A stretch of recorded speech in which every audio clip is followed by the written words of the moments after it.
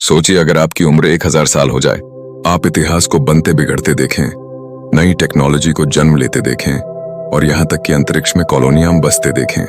पर सवाल ये है, क्या ये सिर्फ एक साइंस फिक्शन का सपना है या विज्ञान सच में हमें अमर बना सकता है?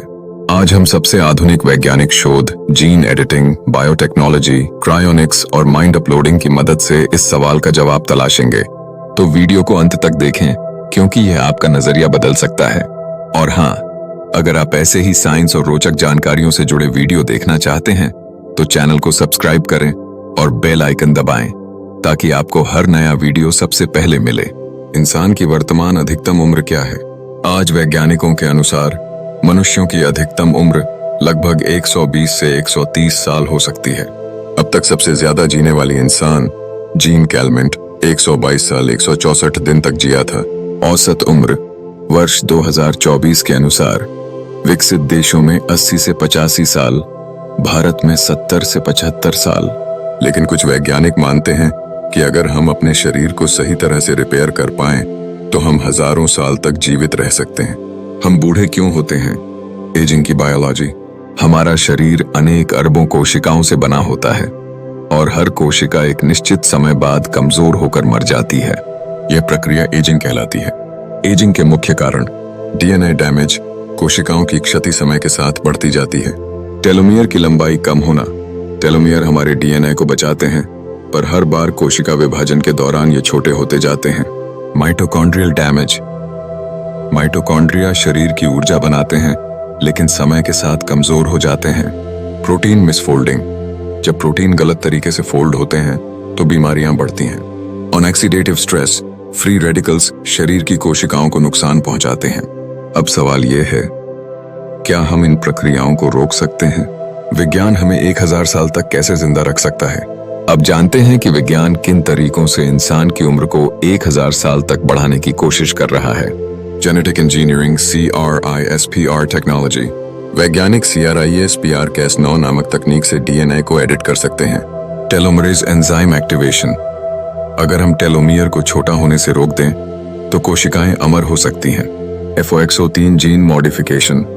यह जीन इंसानों की दीर्घायु से जुड़ा है, इसे सक्रिय करके उम्र बढ़ाई जा सकती है। हाइड्रा और ट्यूरिटॉप्सिस जेलीफिश जैसे अमर जीवों के जीन को इंसानों में डालना। नैनो टेक्नोलॉजी और नैनोबॉट्स। भविष्य में नैनोबॉट्स, सूक्ष्म रोबोट, हमारी रक्त कोशिकाओं में घूमेंगे और बीमारियों को ठीक करेंगे। क्षतिग्रस्त कोशिकाओं की मरम्मत करेंगे, शरीर से हानिकारक पदार्थों को बाहर निकालेंगे। क्रायोनिक्स, शरीर को फ्रीज करना। क्या हो अगर इंसान मरने के बाद फ्रीज होकर भविष्य में फिर से जीवित हो सके? क्रायोनिक्स तकनीक में शरीर को ऋण 196 डिग्री सेल्सियस पर संरक्षित किया जाता है ताकि भविष्य में इसे फिर से जीवित किया जा सके। अब तक 500 से अधिक लोग क्रायोनिकली संरक्षित किए जा चुके हैं। Mind uploading AI consciousness. वैज्ञानिक मानते हैं कि भविष्य में हमारा दिमाग कंप्यूटर में अपलोड किया जा सकता है। इस तकनीक से हमारा माइंड डिजिटल रूप में अनंत काल तक जिंदा रह सकता है। अगर इंसान 1000 साल तक जिंदा रहे तो दुनिया कैसी होगी?